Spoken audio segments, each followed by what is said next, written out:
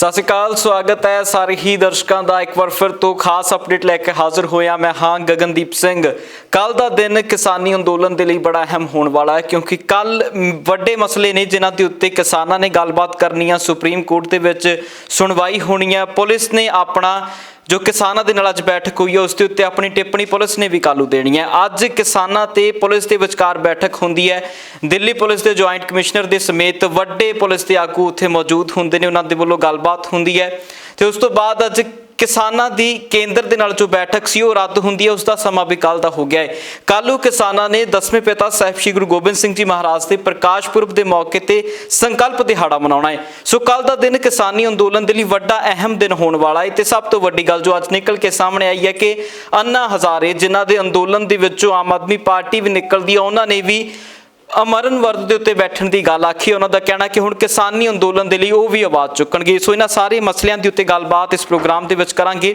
ਸਾਡੇ ਨਾਲ ਮੌਜੂਦ ਨੇ ਸੀਨੀਅਰ ਪੱਤਰਕਾਰ ਸੁਰਿੰਦਰ ਡੱਲਾ ਜੀ, ਉਹਨਾਂ ਦਾ ਸਵਾਗਤ ਕਰਦੇ ਹਾਂ ਤੇ ਫਿਰ ਜਾਣਾਂਗੇ ਕਿ ਆਖਿਰਕਾਰ ਕੀ ਕੁਝ ਜਿਹੜਾ ਕੱਲ੍ਹ ਦੇ ਦਿਨ 'ਚ ਵੱਡਾ ਹੋ ਸਕਦਾ। ਡੱਲਾ ਜੀ ਸਵਾਗਤ ਹੈ ਜੀ। ਬਹੁਤ ਧੰਨਵਾਦ ਗਗਨ ਜੀ, ਬਹੁਤ ਡੱਲਾ ਜੀ, ਸਭ ਤੋਂ ਪਹਿਲਾਂ ਤਾਂ ਜੋ ਅੱਜ ਮੀਟਿੰਗ ਹੁੰਦੀ ਆ, ਪੁਲਿਸ ਦੇ ਵੱਡੇ ਆਗੂ ਮੌਜੂਦ ਰਹੇ ਨੇ, ਕਿਸਾਨਾਂ ਨੂੰ ਸੱਦਿਆ ਸੀ, ਕਿਸਾਨ ਆਪਣਾ ਰੋਡ ਮੈਪ ਤੇ ਆਏ। ਪੁਲਿਸ ਨੇ ਹਾਲਾਂਕਿ ਉਹਨਾਂ ਨੂੰ ਮਨਾਉਣ ਦੀ ਕੋਸ਼ਿਸ਼ ਕੀਤੀ ਕਿ ਤੁਸੀਂ ਇਹਨੂੰ ਰੱਦ ਕਰ ਦਿਓ, ਪਰ ਉਹਨਾਂ ਦਾ ਕਹਿਣਾ ਕਿ ਜੋ ਹੁਣ ਤੱਕ ਅਸੀਂ ਕਿਸਾਨਾਂ ਦੇ ਵੱਲੋਂ ਜੋ ਵੀ ਅੱਜ ਤੱਕ ਪਲਾਨ ਦਿੱਤੇ ਨੇ ਅਸੀਂ ਕਦੇ ਪਿੱਛੇ ਨਹੀਂ ਮੁੜੇ ਤੇ ਹੁਣ ਵੀ ਨਹੀਂ ਪਿੱਛੇ ਆਵਾਂਗੇ। ਦੇਖੋ, ਕਿਉਂਕਿ ਕਿਸਾਨ ਅੰਦੋਲਨ ਕਰ ਰਹੇ ਨੇ। ਦੇਖੋ, ਕਿਸਾਨਾਂ ਨੇ ਦੋ ਗੱਲਾਂ ਗਗਨ ਸਾਨੂੰ ਸਮਝਣੀਆਂ ਪੈਣਗੀਆਂ, ਬੜੀਆਂ ਸਪਸ਼ਟ ਕਹੀਆਂ। ਕੋਈ ਹਿੰਸਾ ਨਹੀਂ ਹੋਣੀ, ਕਿਸੇ ਪੋਲੀਟੀਕਲ ਪਾਰਟੀ ਦਾ ਝੰਡਾ ਨਹੀਂ, ਕਿਸਾਨੀ ਝੰਡਾ ਲੱਗਣਾ ਹੈ ਔਰ ਸਾਡਾ ਦੇਸ਼ ਦਾ ਝੰਡਾ ਲੱਗਣਾ ਹੈ, ਤਿਰੰਗਾ ਝੰਡਾ, ਜਿਹਦੇ 'ਤੇ ਸਾਨੂੰ ਮਾਣ ਹੈ। ਪੰਜਾਬੀਆਂ ਨੇ ਕਿੰਨੀਆਂ ਸ਼ਹੀਦੀਆਂ ਦੇ ਕੇ ਦੇਸ਼ ਦੀ ਆਜ਼ਾਦੀ 'ਚ ਹਿੱਸਾ ਪਾਇਆ। ਉਹੀ ਕਿਸਾਨਾਂ ਦੇ ਪੁੱਤ ਫੌਜ 'ਤੇ ਨੇ, ਬਾਰਡਰ 'ਤੇ ਨੇ, ਦਿਨ ਰਾਤ ਦੇਸ਼ ਦੀ ਰੱਖਿਆ ਕਰ ਰਹੇ ਨੇ। ਸੋ ਕਿਸਾਨਾਂ ਦਾ ਉਹ ਜਜ਼ਬਾ ਉੱਥੇ ਹੈ।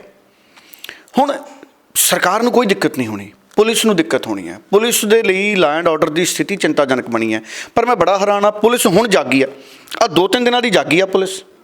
ਪਹਿਲਾਂ ਤਾਂ ਪੁਲਿਸ ਵਾਲੇ ਬੈਰੀਕੇਡ ਲਾ ਕੇ ਅੱਗੇ ਨਹੀਂ ਸੀ ਜਾਣ ਦਿੰਦੇ, ਉਦੋਂ ਗੱਲਬਾਤ ਕਰਨ ਨਹੀਂ ਸੀ ਆਉਂਦੇ, ਉਦੋਂ ਬੜਾ ਫਾਸਲਾ ਬਣਾ ਕੇ ਰੱਖਦੇ ਸੀ। ਅਤੇ ਹੁਣ ਵੱਡੇ ਵੱਡੇ ਅਫਸਰ ਕਿਸਾਨਾਂ ਨਾਲ ਮੀਟਿੰਗਾਂ ਕਰ ਰਹੇ ਨੇ।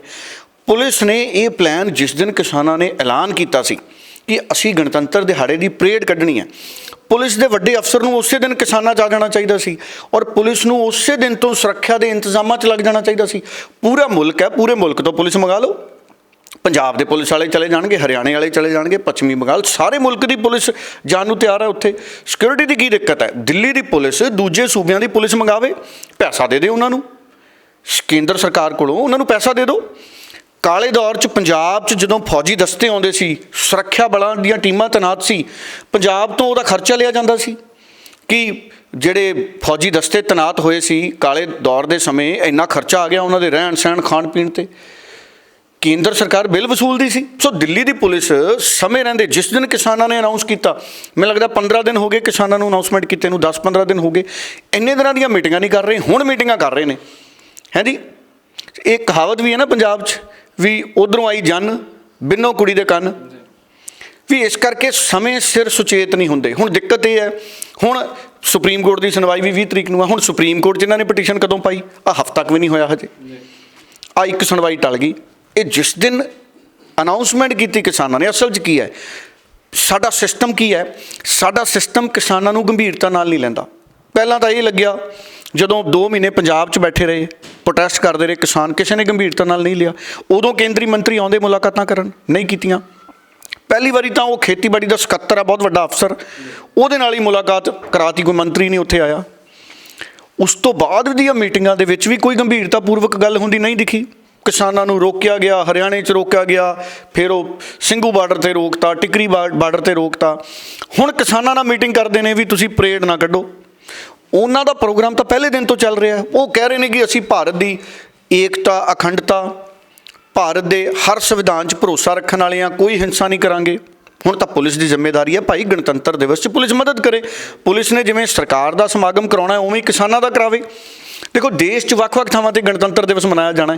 ਇਹ ਜਿਹੜੀ ਟਰੈਕਟਰ ਪਰੇਡ ਹੈ, ਇਹ ਕੋਈ ਦੁਨੀਆ ਤੋਂ ਵੱਖਰੀ ਚੀਜ਼ ਥੋੜ੍ਹੀ ਹੈ। ਪੰਜਾਬ 'ਚ ਤਾਂ ਆਮ ਮੇਲਿਆਂ 'ਚ ਟਰੈਕਟਰਾਂ ਦੀਆਂ ਐਨ ਕਾਫਲੇ ਤੁਰੇ ਜਾਂਦੇ ਹੁੰਦੇ ਆ। ਸੋ ਦਿੱਲੀ ਪੁਲਿਸ ਨੂੰ ਮਦਦ ਕਰਨੀ ਚਾਹੀਦੀ ਹੈ ਸਗੋਂ ਦੀ।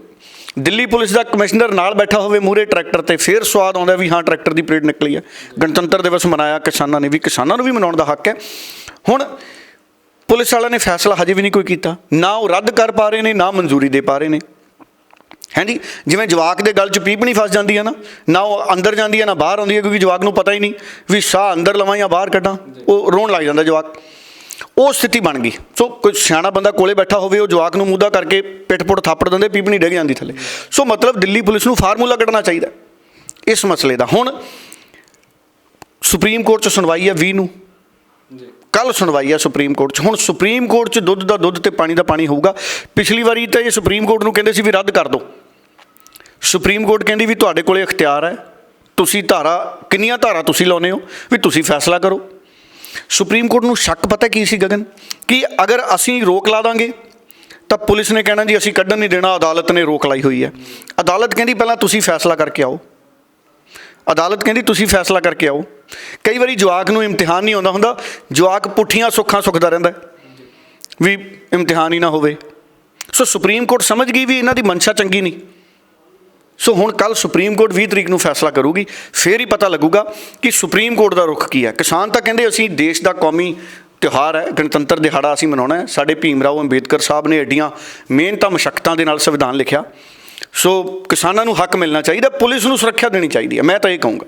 ਡੱਲਾ ਜੀ, ਇੱਥੇ ਵੱਡਾ ਸਵਾਲ ਇਹ ਵੀ ਖੜਾ ਹੁੰਦਾ ਹੈ ਕਿ ਜਦੋਂ ਪੁਲਿਸ ਦੇ ਨਾਲ ਕਿਸਾਨਾਂ ਦੀ ਬੈਠਕ ਹੁੰਦੀ ਹੈ, ਉਸ ਤੋਂ ਕੁਝ ਸਮਾਂ ਪਹਿਲਾਂ ਹੀ ਜਿਹੜਾ ਅਮਿਤ ਸ਼ਾਹ ਪਹੁੰਚਦੇ ਨੇ, ਅਮਿਤ ਸ਼ਾਹ ਦੀ ਜਿਹੜੇ ਉੱਥੋਂ ਦੀ ਪੁਲਿਸ ਦੀ ਹੈੱਡਕੁਆਟਰ ਦੇ ਉੱਤੇ ਪਹੁੰਚਦੇ ਨੇ ਦਿੱਲੀ ਦੇ, ਅਤੇ ਉਹਨਾਂ ਦੀ ਇੱਕ ਤਰ੍ਹਾਂ ਦੇ ਪ੍ਰਸ਼ੰਸਾ ਕਰਦੇ ਨੇ ਅਤੇ ਉਹਨਾਂ ਨੂੰ ਕਹਿੰਦੇ ਨੇ ਤੁਸੀਂ ਕਰੋਨਾ ਕਾਲ 'ਚ ਵਧੀਆ ਕੰਮ ਕੀਤਾ ਅਤੇ ਹੁਣ ਵੀ ਤੁਸੀਂ ਵਧੀਆ ਕੰਮ ਕਰ ਰਹੇ ਹੋ। ਅਮਿਤ ਸ਼ਾਹ ਦਾ ਪਹੁੰਚਣਾ ਕੰਮ ਪੁਲਿਸ ਨੇ ਚੰਗਾ ਕੀਤਾ। ਦੇਖੋ ਗ੍ਰਹਿ ਮੰਤਰੀ ਨੇ, ਦਿੱਲੀ ਪੁਲਿਸ ਉਹਨਾਂ ਦੇ ਅਧੀਨ ਆਉਂਦੀ ਹੈ।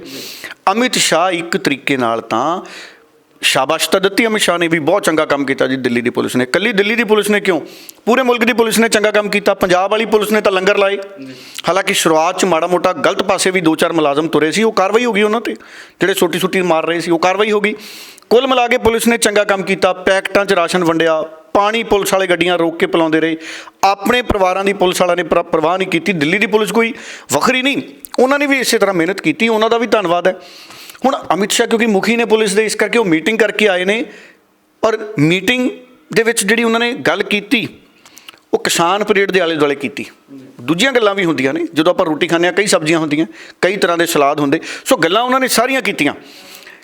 ਸਾਰਵਜਨਿਕ ਤੌਰ 'ਤੇ ਉਹਨਾਂ ਨੇ ਸਿਰਫ ਦਿੱਲੀ ਪੁਲਿਸ ਦੀ ਤਾਰੀਫ ਕੀਤੀ, ਜਦਕਿ ਮੀਟਿੰਗ 'ਚ ਤਾਂ ਉਹਨਾਂ ਨੇ ਪੂਰੇ ਪ੍ਰਬੰਧਾਂ ਦਾ ਨਿਰੀਖਣ ਕੀਤਾ ਹੋਣਾ ਵੀ ਜੇ ਕਿਸਾਨ ਪਰੇਡ ਨਿਕਲਦੀ ਹੈ ਆਪਾਂ ਕਿਵੇਂ ਸੁਰੱਖਿਆ ਦੇਣੀ ਹੈ, ਦਿੱਲੀ ਪੁਲਿਸ ਕੋਲ ਇੰਤਜ਼ਾਮ ਹੈ ਜਾਂ ਆਪਾਂ ਯੂਪੀ ਤੋਂ ਜਾਂ ਬਿਹਾਰ ਤੋਂ ਜਾਂ ਕਿਤੋਂ ਹੋਰ ਪੁਲਿਸ ਮੰਗਾ ਲਈਏ।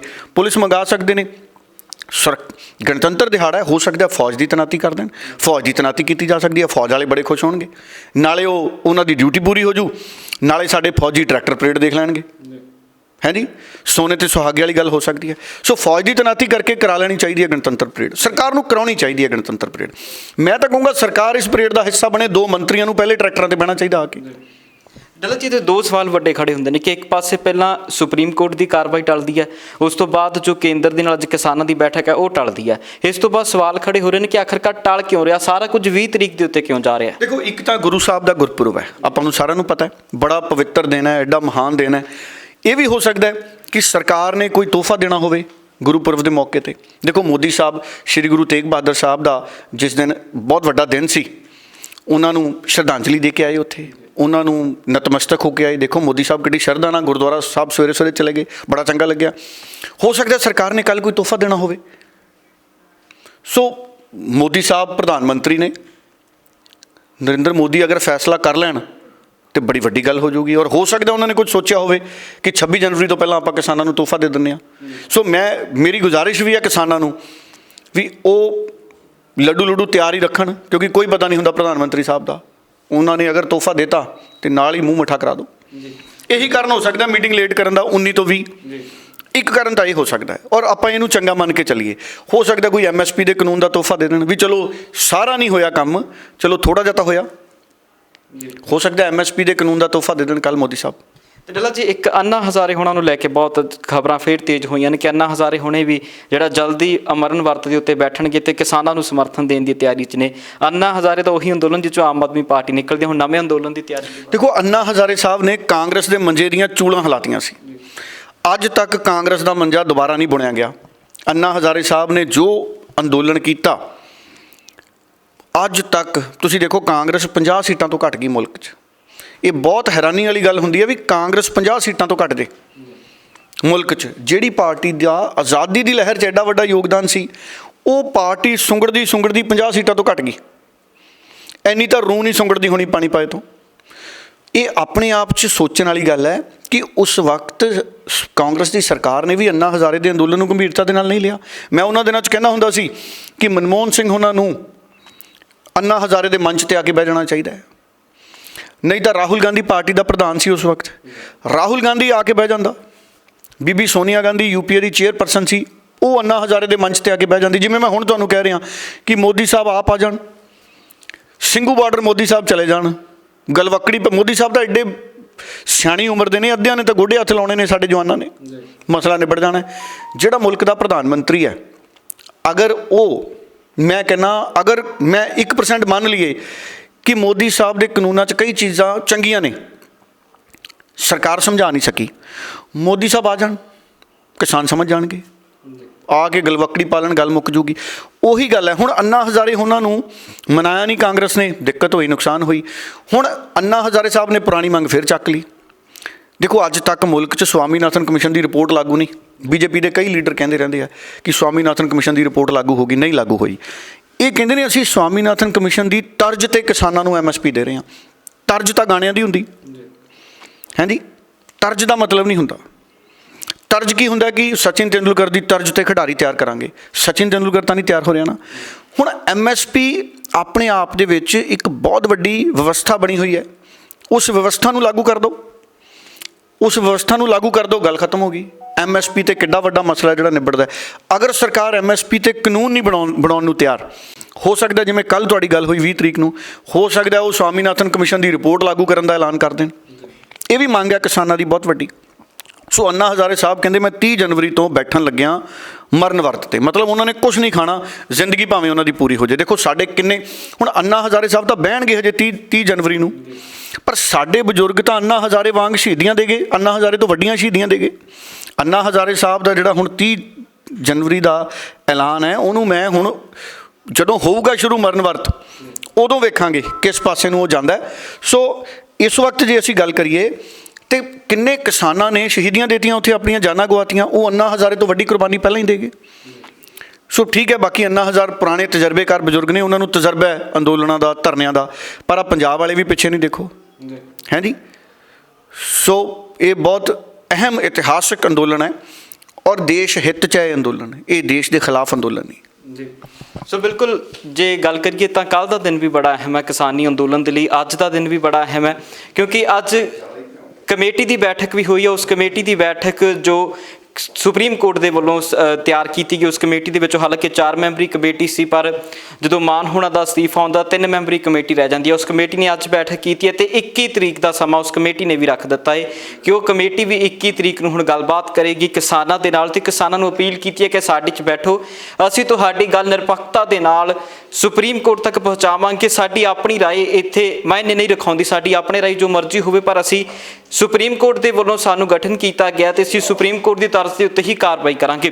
ਸੋ ਉਮੀਦ ਕਰਾਂਗੇ ਕਿ ਕਿਸਾਨ ਜਥੇਬੰਦੀਆਂ ਦੇ ਆਗੂ ਵੀ ਆਉਣ ਵਾਲੇ ਦਿਨਾਂ ਦੇ ਵਿੱਚ ਵੱਡੇ ਫੈਸਲੇ ਲੈਣਗੇ ਤੇ ਕੱਲ੍ਹ ਦੇ ਦਿਨ ਦੇ ਉੱਤੇ ਨਿਗਾਹਾਂ ਬਣਾ ਕੇ ਰੱਖਾਂਗੇ ਕਿ ਕੱਲ੍ਹ ਨੂੰ ਕੀ ਕੁਝ ਵਾਪਰਦਾ, ਕਿਉਂਕਿ 4 ਵੱਡੀਆਂ ਘਟਨਾਵਾਂ ਜਿਹੜੀਆਂ ਕੱਲ੍ਹ ਨੂੰ ਜਿਨ੍ਹਾਂ ਤੇ ਨਿਗਾਹਾਂ ਰਹਿਣੀਆਂ ਨੇ। ਸਭ ਤੋਂ ਪਹਿਲੀ ਗੱਲ ਕਿ ਸੁਪਰੀਮ ਕੋਰਟ ਦੇ ਵਿੱਚ ਕਾਰਵਾਈ ਹੈ, ਸੁਪਰੀਮ ਕੋਰਟ ਦੇ ਵਿੱਚ ਸੁਣਵਾਈ ਹੈ। ਉਸ ਤੋਂ ਬਾਅਦ ਦਿੱਲੀ ਪੁਲਿਸ ਨੇ ਵੀ ਆਪਣਾ ਪੱਖ ਰੱਖਣਾ ਹੈ ਕਿ ਦਿੱਲੀ ਪੁਲਿਸ ਇਸ ਨੂੰ ਅੰਦੋਲਨ ਨੂੰ ਹੋਣ ਦਿੰਦੀ ਹੈ, ਜੋ ਪਰੇਡ ਕਿਸਾਨਾਂ ਨੇ ਕਰਨੀ ਹੈ ਜਾਂ ਨਹੀਂ ਹੋਣ ਦਿੰਦੀ। ਉਸ ਤੋਂ ਬਾਅਦ ਕੇਂਦਰ ਦੇ ਨਾਲ ਵੀ ਕਿਸਾਨਾਂ ਦੀ ਬੈਠਕ ਹੈ ਤੇ ਉਸ ਤੋਂ ਬਾਅਦ ਕਿਸਾਨਾਂ ਦੇ ਵੱਲੋਂ ਵੀ ਐਲਾਨ ਕੀਤੇ ਜਾਣੇ ਨੇ। ਸੋ ਇਹਨਾਂ ਸਾਰੇ ਮਸਲਿਆਂ ਦੇ ਉੱਤੇ ਕੱਲ੍ਹ ਪੂਰਾ ਦਿਨ ਨਜ਼ਰ ਬਣਾ ਕੇ ਰੱਖਾਂਗੇ। ਫਿਲਹਾਲ ਦੇ ਲਈ ਇਜਾਜ਼ਤ ਲਵਾਂਗੇ। ਬਹੁਤ ਬਹੁਤ ਧੰਨਵਾਦ।